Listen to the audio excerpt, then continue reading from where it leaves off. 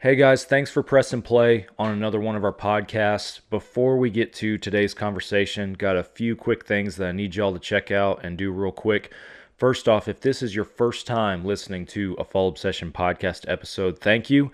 And make sure that you hit that follow or subscribe button, whatever they have up there for you on your favorite podcast app.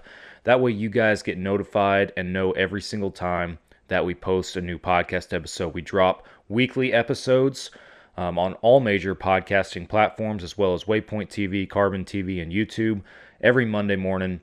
That's when the audio version comes out. Video versions hit the YouTube channel on Thursdays every week. So if you like watching the podcast videos, that's where you guys can find those. Head on over to that YouTube channel and check it out. We have a lot of awesome stuff filtering through there, not just our podcast, but also our other shows, our films, our gear reviews, all that kind of stuff gets put over there on the YouTube, and we got some awesome films in our editing room right now that I'm trying to wrap up. It's been a long process, but we're getting there. So make sure you guys are subscribed to the YouTube channel. It's, again, just at Fall Obsession, easy to find. All the major social media platforms, Facebook, Instagram, TikTok, X. We are on all of those platforms as Fall Obsession, or Fall Obsession Media might be our handle. I think that's what it is on TikTok. So make sure that you guys are following along. FallObsession.com, that's our website. That's where you guys can go to find all of our content. Everything filters through there, as well as some additional pieces you're not going to find anywhere else, such as our educational articles, our wild game recipes, some stuff like that. We literally cover hundreds of different topics and genres in the hunting and outdoor world, and we want you guys to check it out. There's something for you on there, I guarantee it. So go to fallobsession.com and start exploring around. Pick you up a hat or a shirt if you're so inclined. Support the brand. We always appreciate that. And last but not least, Carbon TV. That's where you guys can find 4 of our Fall Obsession produced shows streaming for free on that online hunting and outdoor streaming platform. This podcast, our staff-inspired video podcast series called Couch Chats, they are both streaming on there under the podcast section. And then you will also find 2 hunting shows that are produced by our team here, titled Texas Dirt and Midwest Mindset. Again, those can all be found on Carbon TV. Go download the app, put it on your smart TV, pull it up on your computer, whatever it might be. You don't even have to put in any information. You can just start streaming right away. It's Carbon TV, guys. Go check it out. All right, cue the intro, and then we're going to get to our conversation. You guys are listening to another Fall Obsession podcast. You got her, dude. She's down. Let's go. Dude, I just shot a deer of a lifetime. Freaking smoked him. One with nature, and if you're a believer, one with God. Definitely gets your heart pumping. Boy, you are in trouble. Fall Obsession Podcast.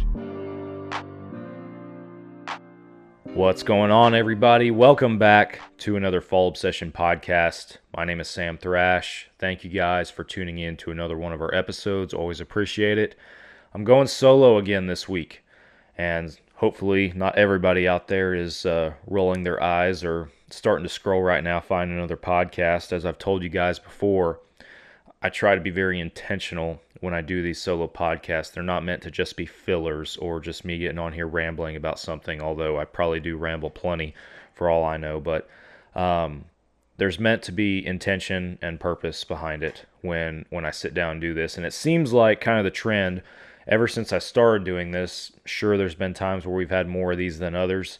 But on average, it seems about 10 episodes. That's kind of the magical number I've found, that I seem to find something else to talk about and get wound up about another topic and end up knocking out another solo podcast. So it was roughly 10 episodes, maybe a little bit more, that I did the last one of these solo podcasts, and that was talking about being a brand ambassador and representing other organizations in the hunting and outdoor industry. I believe it's episode 233. If you guys do want to go check that out. Again, a topic I was very passionate about when I recorded that. Still am passionate about it. Don't want to discredit that, but yeah, like I said, I try to bring some purpose and intentionality behind these when I do the solo episodes, because I want them to be worth y'all's while. I want them to be informative and educational and give you guys some decent perspective. Which brings me to what I'm fired up about this time, right? What's Sam got in store for us now? And I'm going to start off by just talking about conservation. And you guys, if you've been listening to the show for a while, you know that really in the last year, I would say we're going on a year now that we've been pretty vocal about this, but we've been harping on a lot of conservation topics and issues, talking to some subject matter experts that are on that conservation battlefield, or even some local people that have things that are happening that are directly impacting them. And I'm thinking of a couple episodes ago when I had Tim Burgess and John Kessler on the show to talk about some current issues that are happening right now in Colorado. Again, two guys that are local residents to that area, boots on the ground, very passionate and tuned in to some specific things that not everybody might not be aware of it, I should say. So that's episode 239. If you guys want to go check it out, I'm not going to repeat everything in this episode other than there are some significant things that are coming down the pipe in Colorado. We all know that Colorado has been that kind of conservation battlefield, kind of the front line of that fight here recently with the wolf reintroduction, Proposition 127, that was going to be the hunting ban on mountain lions.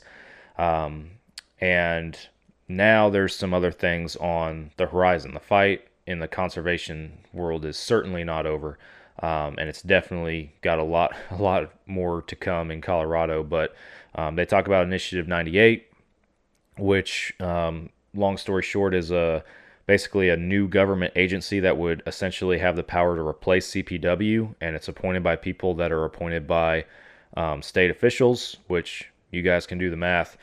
You know which way those state officials, elected representatives in that state, normally lean. So John and Tim make some pretty bold statements in that podcast about the future of hunting in Colorado if that initiative were to gain traction. So all that is to say, if you guys are interested in what's going on in Colorado, you have to go listen to that podcast. Again, episode 239.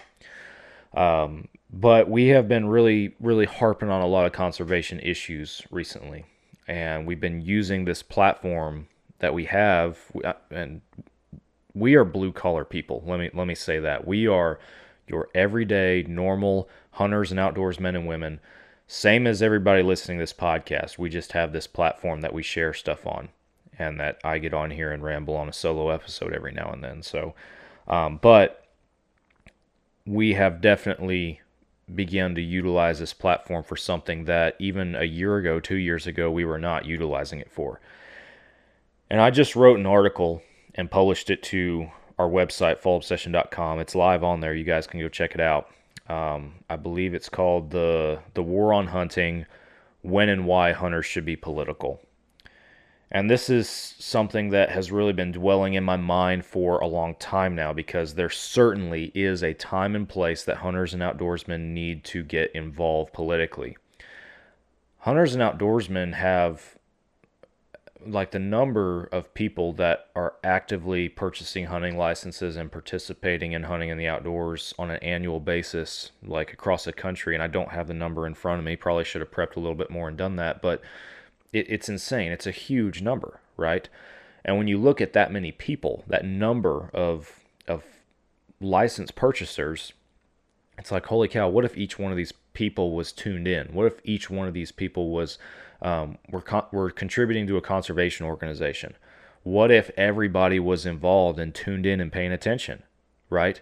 What would this look like then? And I think it would be a lot different, because I think that there are so many people that just do not want to worry about it, or they think it doesn't affect them.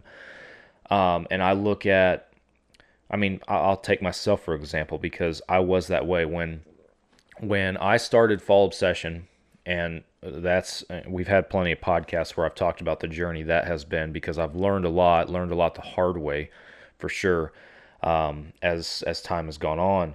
But when we started this company, and as we've grown into it, I really wanted to stay on a neutral ground when it came to politics.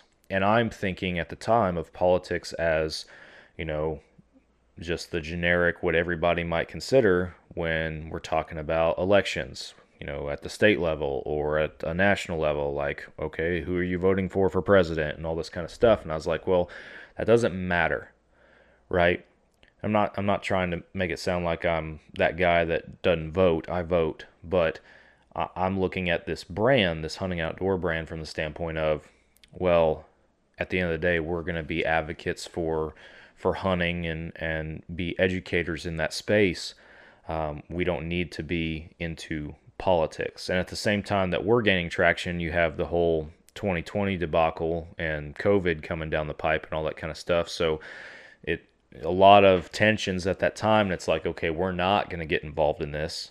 We don't want to take anybody off on either side of the fence. We don't want to get shadow banned or anything like that, even though we probably are anyway. It's just, we didn't want to ruffle any feathers. But then it's like the antis, the anti-hunters, the I don't want to say tree hugger, but the animal rights activists, right? All these people who are blatantly and sometimes belligerently against hunting and hunters, like hate us with a passion type deal. They took it to a political level. And the first time that they did that not on a national stage, but under a national spotlight, I would say, was the wolf reintroduction, right? And out of the wolf reintroduction in Colorado, you see conservation organizations start, popping up and gaining some traction. Howl for Wildlife, the CRWM with Dan Gates, all that kind of stuff.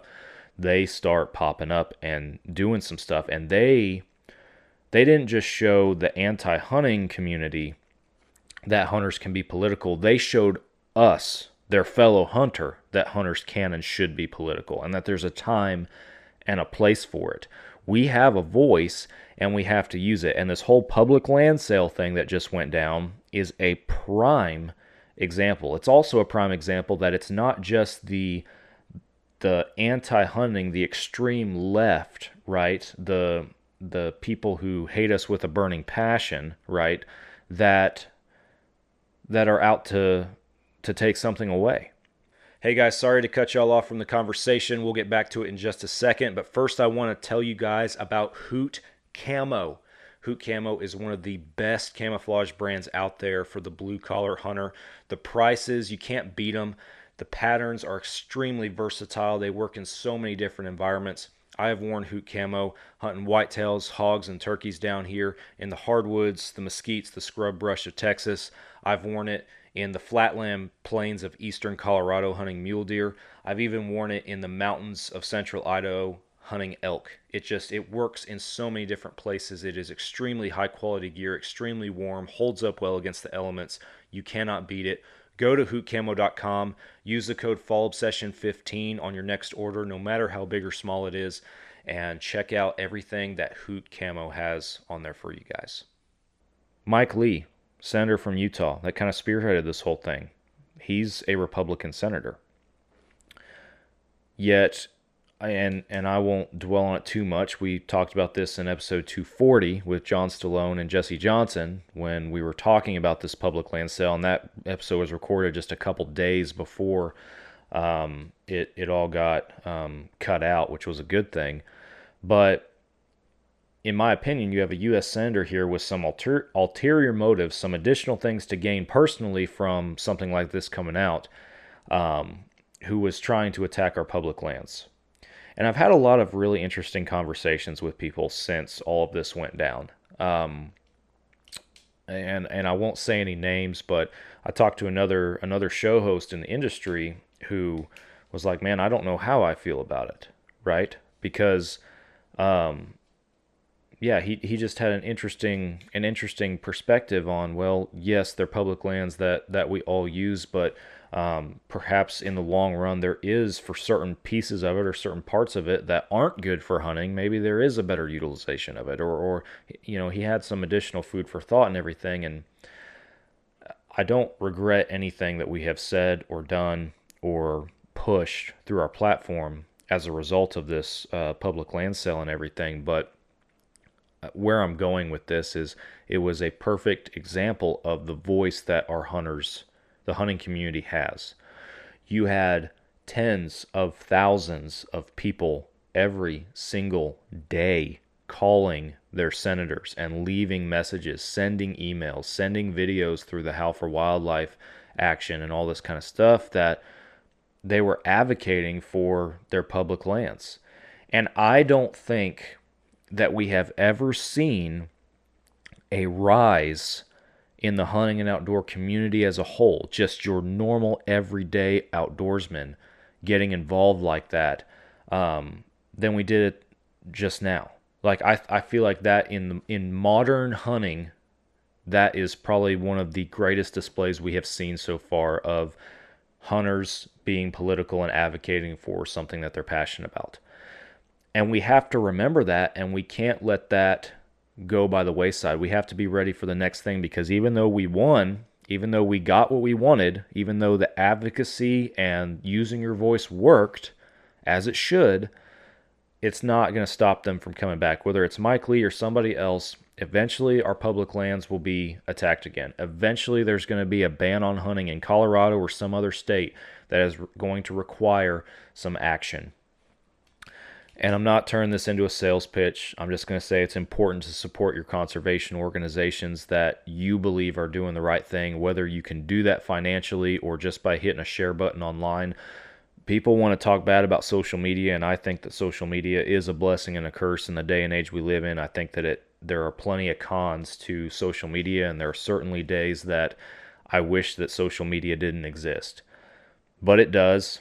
We have a company that is based off of social media. If social media didn't exist, then Fall Obsession wouldn't even be a thing. But we have to use that tool to our advantage, and I think that, again, this was a prime example of social media working in our favor, because there were people who might not have even known that the public land sale was going on had they not seen a post on social media. And they're like, well, what is this? And they start digging.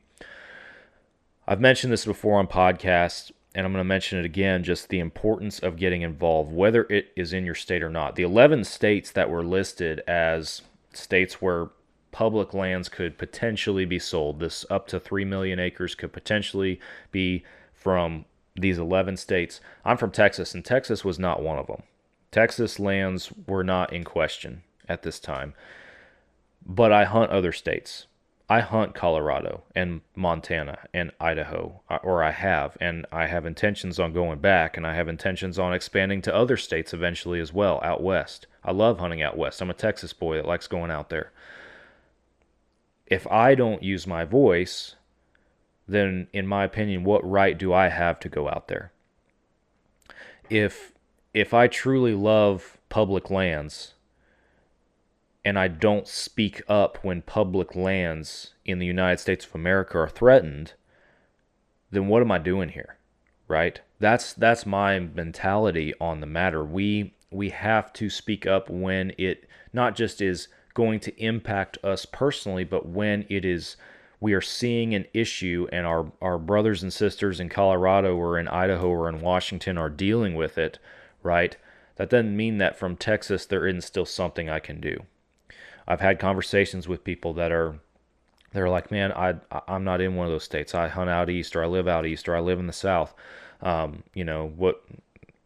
doesn't really matter to me. It matters to you, because they are just going to keep coming back time and time again, searching and fishing and scratching away at whatever little thing they can get their hands on. They're going to look for the low-hanging fruit, and they're going to start chipping away at your rights as a hunter, or your access to land, or your fish and game laws, the cost of your tags. Whatever you want to pick and choose, right? They can start nibbling away at it. And if you are just the guy who pays for your hunting license and goes hunting every year, I was that guy, mind you, then you're not paying attention. You're ignorant to it. And in my mind, you don't have a leg to stand on when one day it comes to your state and all of a sudden Texas or, Tennessee or wherever is threatened by a conservation issue, an attack on hunting, a ban on hunting, whatever it is. And you're like, well, where are all the guys out west? Don't they care about this? This is hunting for everyone, right? Were you active when their lands, when their game laws, when their right to hunt and fish was threatened? That's the question you got to ask yourself. This is a greater hunting community, And we all have to be involved in it. We all have to exercise our advocacy, and we have to use our voice. We have to use our voice, whether it is local or abroad. Hey folks, if you guys are in the North Texas area like I am, then you need to go to Bear River Archery and Pro Shop in Van Alstyne, Texas. Justin and the guys up there have an incredible operation set up. They will take great care of you and all of your archery needs. They are the official bow shop in North Texas, a Fall Obsession. I love going there, and I'm picky. If you guys know me, I am very selective on who I let work on my bow. I will let Justin work on my bow. They do great stuff. Check out Bear River Archery and let them know that Fall Obsession sent you. And that kind of brings me to my next point, and one of the things that I have written down here. I love TikTok. I don't. I kind of say that a little sarcastically, but I personally do not like TikTok. I like some of the conversations that it generates for our Fall Obsession page sometimes. I don't spend a lot of time on TikTok. Out of all of our social media platforms that we have, TikTok is the one I spend the least amount of time on, in the sense that I don't just sit there and scroll through my feed and see what all of our friends are doing and all that kind of stuff. Maybe I should. I should support their pages and do that, but I spend more time looking at our own posts and the comments and the conversations that have stemmed from that. And if you guys are a returning listener, you know the story that we actually have one of our own team members, one of our staff members, John Kessler, who we met through TikTok. I met through TikTok. He commented on one of our conservation reels. That started a conversation in the messenger, and next thing you know, he's on the podcast, episode 229. And then 10 episodes later, he's back on the podcast, but now he's a member of our team. He came and he liked what our organization was doing, so he came and applied. Love John. He's an awesome dude. I'm grateful that he's a part of our team. But that's one of an example. We had another comment the other day, again on, I think it was one of our posts that we made specific to this public land sale and everything, talking about how our public lands are not for sale. They're not Mike Lee's to sell. They're not the government's to sell. They belong to the American people. They are not for sale. And this guy, I won't give his handle out or anything. He gets on there and he posts, I think his first comment was, everything's for sale. That's all he said. And if you guys, again, if you know the history of our show, you know that I engage. People don't just comment on our posts, regardless of the platform, and I leave it unattended. We talk a lot about that in episode 220, which is where I talk specifically about like anti-hunters, haters, people getting on social media and bashing us on our page, because it happened a lot back then. Still does from time to time, but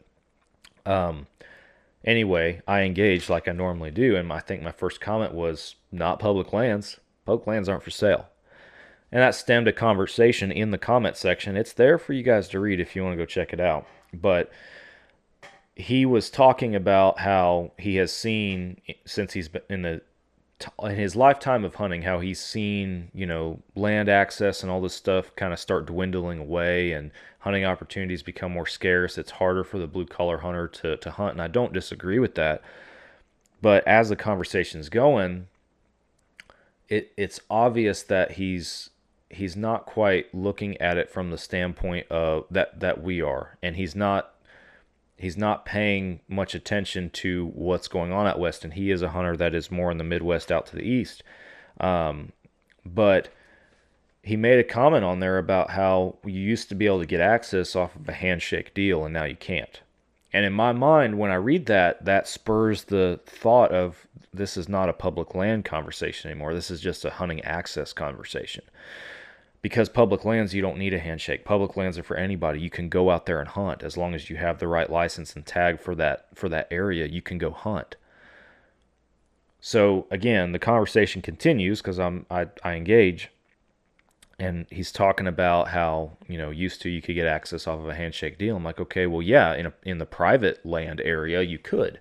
You used to be able to knock on a door, talk to a farmer, and be able to get access to hunt his place. But more and more people have been doing that, and I'm not trying to knock anybody who has been doing that publicly. But again, we just talked about social media.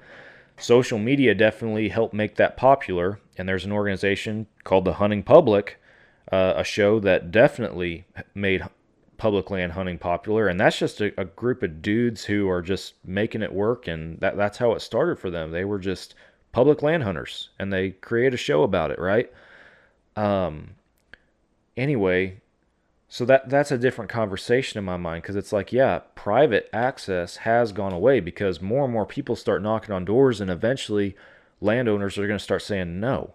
Eventually, landowners are going to have a bad experience with somebody, and the answer is going to be no, you can't hunt my place. The last guy tore up my property, or poached on over the neighbor's fence, or did this, that, or the other, whatever it might be.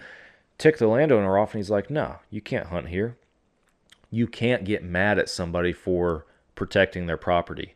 You can be frustrated with the overall general thought that, man, it's a whole lot harder to hunt now than it used to be. It's a whole lot harder to get access now than it used to be. But you can't be upset at people for saying no, right? You can't. There are still places and people out there that you can get access to. There are still people who have the right connections or are just able to present themselves in the right way to where the landowner says yes. That does still happen. It's a little bit more few and far between than it used to be, for sure. I agree with that. But people hold their land closer to their hearts now. Texas is like borderline cutthroat sometimes. Like, don't you dare go knocking on anybody's door asking to hunt, because the landowner might get pissed off just because you're there asking for it. And that's, I don't know, Texas just seems to be a whole lot harder to gain access that way. Again, I know people that do it, but it is challenging for sure. There's a way to go about it.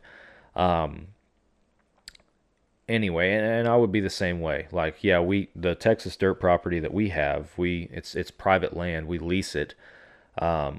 But if somebody just showed up like, hey, can I hunt out here? My answer would be no. Be like, no, we pay to be out here. We pay to lease this property and to be able to have access to it and manage it. And we've worked hard to turn it into what we want it to be. No, you can't hunt out here, right? And likewise, if they went to landowner, hey, can I hunt that section you have out there in Texas? The answer should be from them, and I would expect it to be no. I already leased that to the Fall Obsession guys. So that's anyway. I kind of got off on a little bit of a rabbit trail there, but there's a difference between public access and private access, and you can complain about how hunting opportunities have dwindled. Oh, and now I finally got back on track. I remember where I was going with this, but you can complain about how opportunities have dwindled, but there's plenty of opportunities still out there to be had. And that brings me to the public land issue and circling back to advocacy a little bit. Where the conversation with this guy on TikTok ended was he was talking about even public access in his area, private access, any access period, how it has gone down, the number of hunters have gone up, and it is very challenging for your normal blue-collar, everyday, average Joe to go out there and be able to hunt and be successful. Hey guys, Trophy Edits is a Fall Obsession podcast partner. We all have mounts on our walls that represent a significant moment, a significant harvest in the woods for each and every one of us, and photographs can do the same. I'm sure you guys have pictures from years past, hunting with loved ones or being in the woods with family and friends that also represent those big moments. And what Trophy Edits does is they showcase those moments for you guys, just absolutely make your pictures explode and to the level that you guys can put them on the wall and also have that memory forever represented in your home, your office, your man cave, whatever it might be. Give Trophy Edits a chance to do the work for you guys. And again, they make those pictures just absolutely awesome with their professional team of editors. So go to Trophy Edits website. The link is in the podcast description. That lets them know that you guys came from us. And use the code FALLOBSESSION at checkout to save you guys some money. I challenged that guy. He talked about politics. He blamed politics and politicians getting involved. And I completely agree. Where all of this goes south, funny thing, is always when politics get involved, whether that's an individual, the ballot box, whatever it might be. Politics get involved, and then it gets messy, right? It gets more difficult. And that's where I challenged this guy, was like, hey, when this stuff's knocking on your door, one, you should be paying attention to so that you know when it's happening, and two, when it's happening, use your voice. Call your reps. Call the people who are local who have an influence on these decisions that are being made and voice your concern. You're a voter, an American citizen. You're a resident of that state or that county or that area, whatever it might be. Use your voice. Speak up. Say something. I've said it before on the show. You guys should know everything there is to know about the structure of the Fish and Game Department in your local state. You should understand how decisions are made, who makes those decisions, and who puts the people in office that make those decisions. Whether it's the voter or a politician that you elected. However it's structured, we should all know how that works in our home state. That way we can hold those people accountable. And I challenge this guy, you got to hold these people accountable. Guess what? That's where the conversation ended. And again, some people just get to that point in a conversation where they don't want to talk anymore. I understand that. I've been there. But when we ask people to take action, that's when we start to lose people. When people have to actually do something in today's society, that's where we start losing people. When it's like, hey, you need to call your senator. You need to call so-and-so. You need to use your voice and speak up for something that you believe in. That's when you start losing people. Or when you, on social media in this case, when you challenge somebody, hey, do this. Be assertive. Don't just complain about how nobody's putting these people in check or holding them accountable. You be the person to hold them accountable. Well, I don't want to do that. And that's where the conversation ends.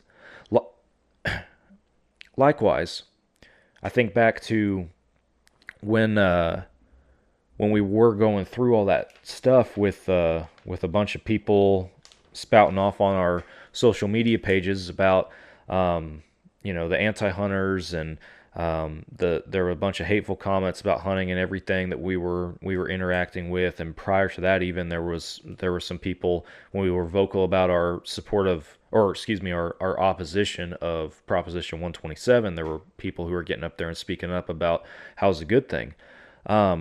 Once again, once you actually ask those people to produce data to back up their argument, they go away because they don't have it, or they don't want to put in the work to get it, right?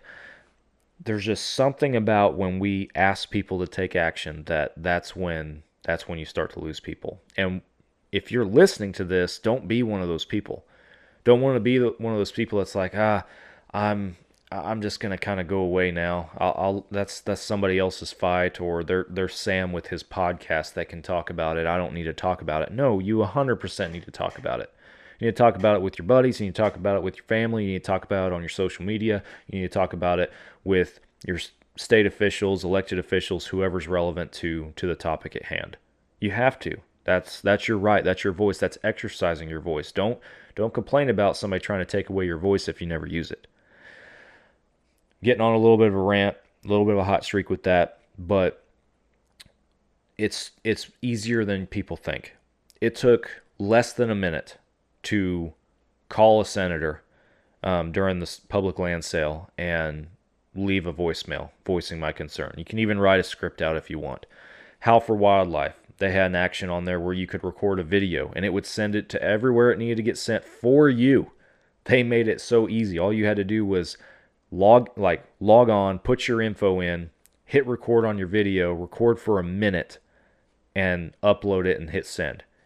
And that did wonders, right? And there were people who went above and beyond, who called multiple senators, who called all the way across the right side of the aisle and everything, advocating for it and everything. But again, social media was point proven on how easy it was. There were people who recorded themselves making the call, 56 seconds or whatever it might be. Super easy.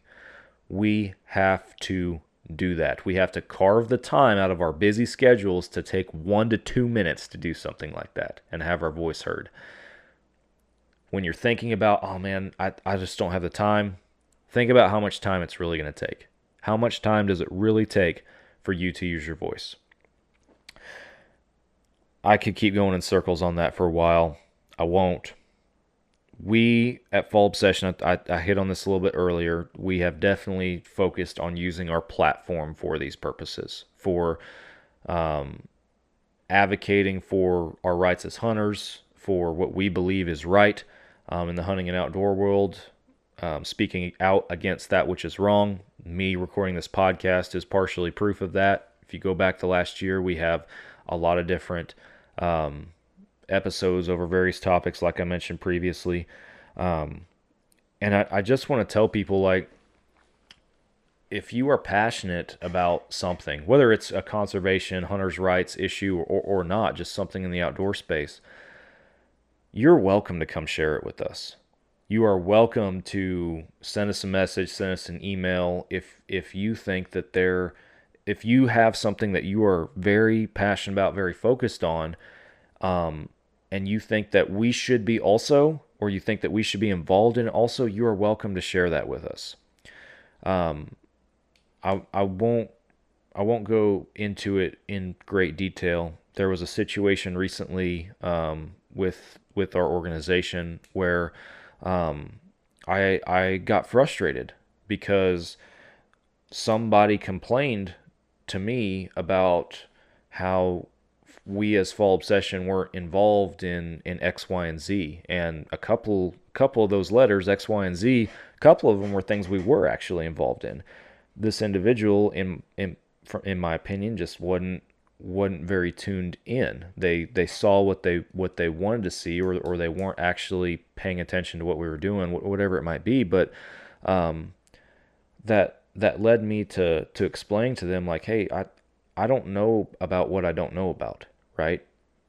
If there's something you want me or this organization to be involved in, let me know about it. And I would be happy to look at it. At the end of the day, we are a blue-collar organization. I know I've said that before. I'm a firefighter full-time. I work some long shifts and crazy hours sometimes, and I have other extracurriculars even outside of that and outside of the hunting industry that I'm involved with.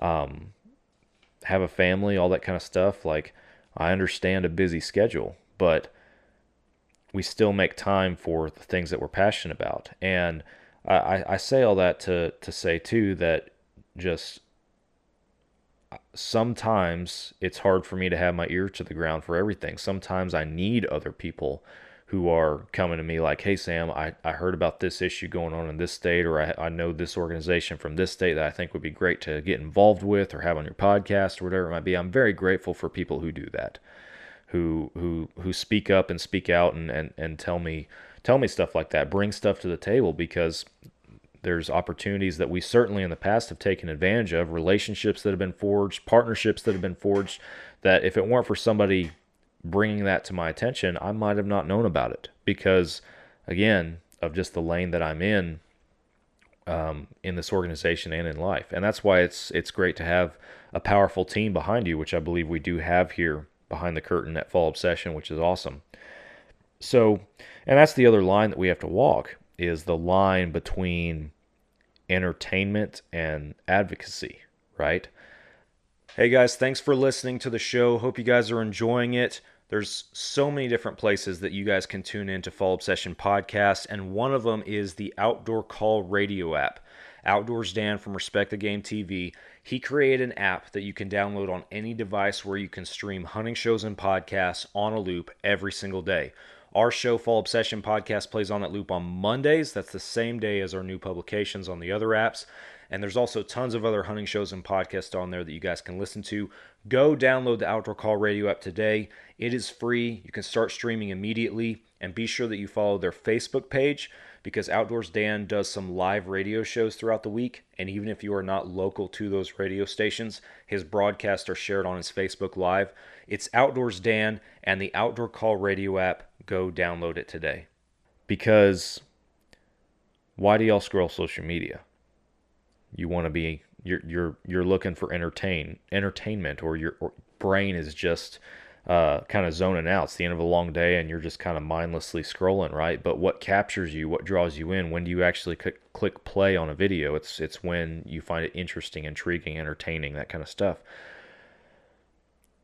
Take the hunting world, for example. You're scrolling your feed. Your feed's full of hunting and outdoors pages and all that kind of stuff.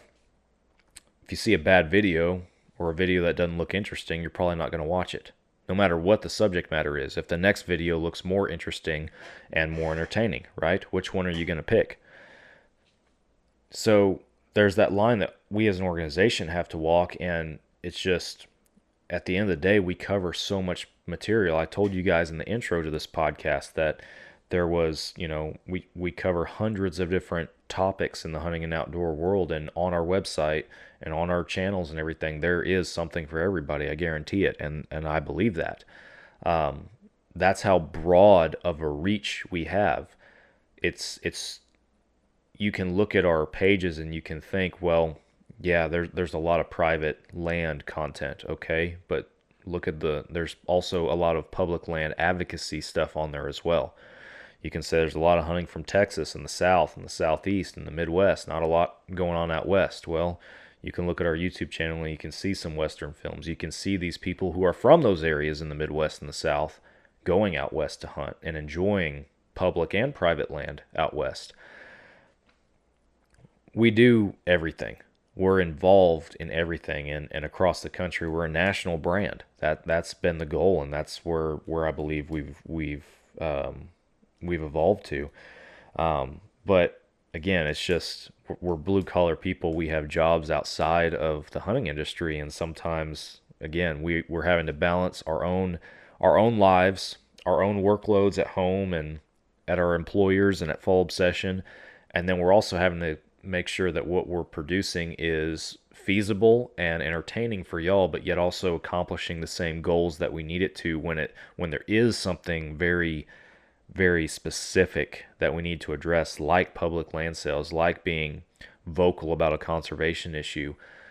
We have to be able to use our voice as a organization in the hunting and outdoor space, but also be able to capture your attention too. That's the interesting thing, and that's in my mind, that's the $1 million question on how do you perfect that. And we're honing in on it for sure. We're not perfect at it, but it's a great team that we have over here. I couldn't do it without them. There's a video that's on our YouTube channel in the shorts section. It's on our social media pages. It's probably on our website by now, that we just did. It's like a minute and 19 seconds. It's not a long video, but it's called We Are Fall Obsession.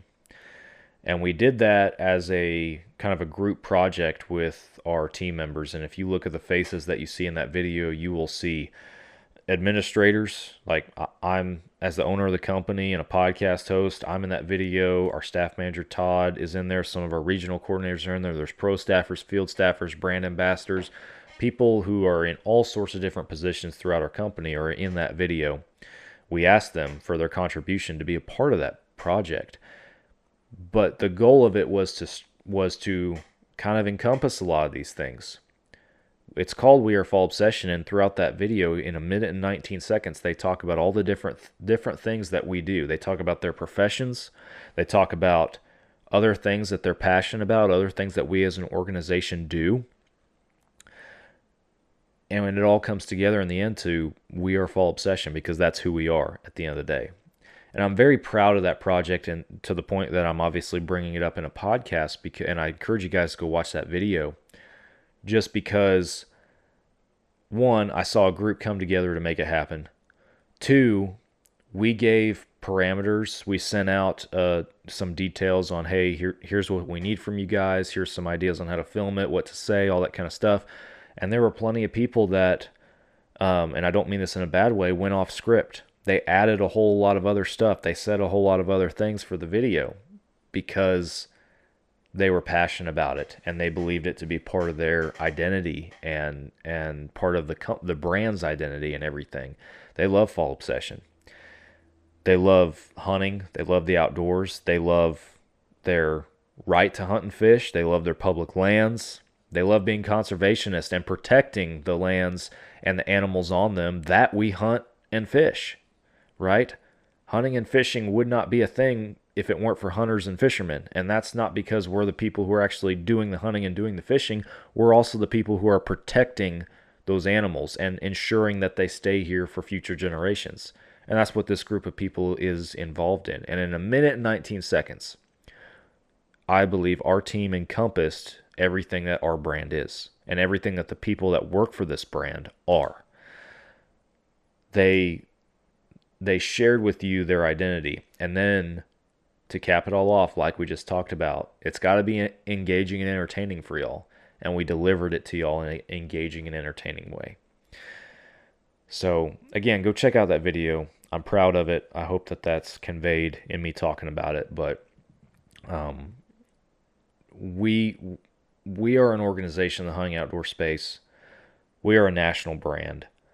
And we certainly have our blemishes. We certainly have things that we can do better, that we can improve upon, that we can be more involved with, that we can take more priority, more stock in, whatever it might be.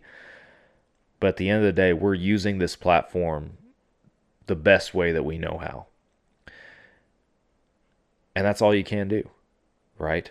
And I know that a year from now, it might look a little different than it does today. I might look back on this and be like, man, back when the public land sale thing was happening, we also could have done this. That would have been very beneficial. But you learn as time goes on, and you learn from the different things that you do or don't do, and it perfects it later. And I encourage that for all of you. You may have, with this public land sale thing, you may have called your senator for the very first time, maybe ever, but you may have called him for the first time over a hunting issue. But now the next time it rolls around, are you going to be as reluctant, not reluctant, but as kind of reserved and cautious about doing that, or just unsure? Probably not. You're probably going to be like, man, it worked last time, let's do it again. You're going to pick up the phone, you're going to call them without hesitation, right? We all learn and progress as time goes on, and we're able to, the hunting and outdoor community, conservation as a whole, it's going to be better for it. I think that hunters have seen what each other can do, what we can do as a whole.